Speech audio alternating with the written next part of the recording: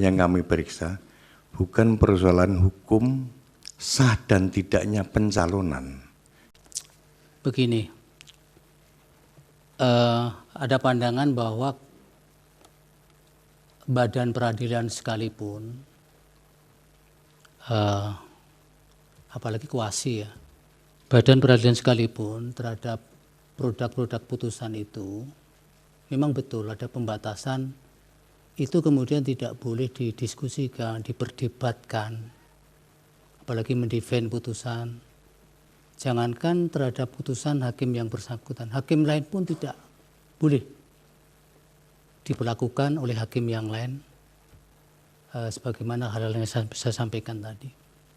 Tapi nanti pada akhirnya terserah Bapak, kalau tidak mau menjawab, karena ini krusial perlu saya sampaikan di persidangan. Seandainya pun Bapak tidak mau menjawab, paling tidak sudah tercover di risalah sidang hari ini. Begini, kami tadi mencoba membaca putusan 135 sampai 141 itu Bapak. Sebenarnya saya ingin mencari pertimbangan hukum di mana sih pendapat DKPP berkaitan dengan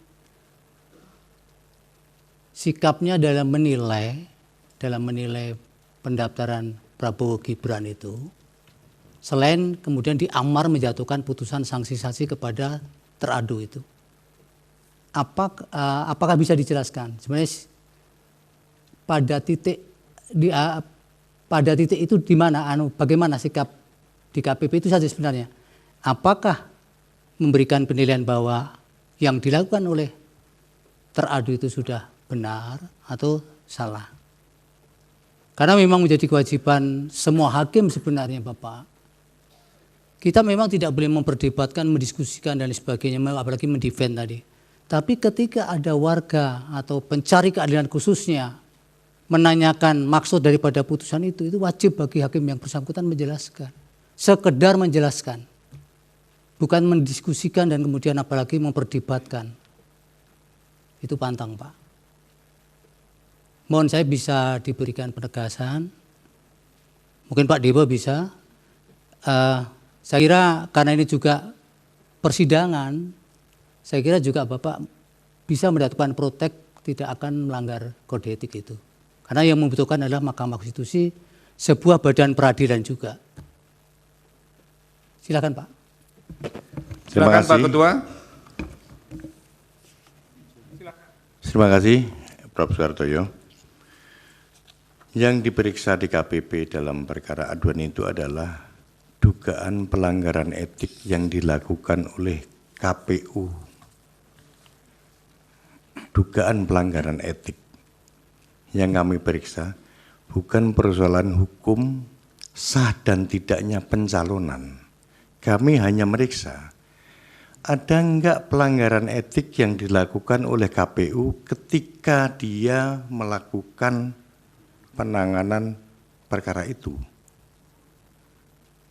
Putusan di KPP jelas ternyata ada pelanggaran etik. Tapi DKPP tidak membuat putusan hukum sah dan tidaknya pencalonan itu. Yang kita nilai ada enggak pelanggaran etik yang dilakukan oleh KPU. Apa yang dilanggar oleh KPU? Semuanya sudah kami tuangkan dalam putusan kami, Prof. Itu ada 2 poin paling tidak itu kan. Itu sudah kami tuangkan di dalam putusan kami. Jadi semata-mata adalah pelanggaran etik oleh KPU dalam menangani perkara dalam menerima pendaftaran Capres dan Cawapres. Sah dan tidaknya KPU memang melaksanakan putusan Mahkamah Konstitusi, itu kewajiban. Tapi dalam melaksanakan putusan Mahkamah Konstitusi, MK, juga KPU harus memperhatikan tata cara, memperhatikan pedoman administrasinya, harus diperhatikan agar tidak merugikan pihak lain. Tujuannya itu. Jadi Yang kami periksa semata-mata etiknya KPU, tidak berkaitan dengan hukumnya.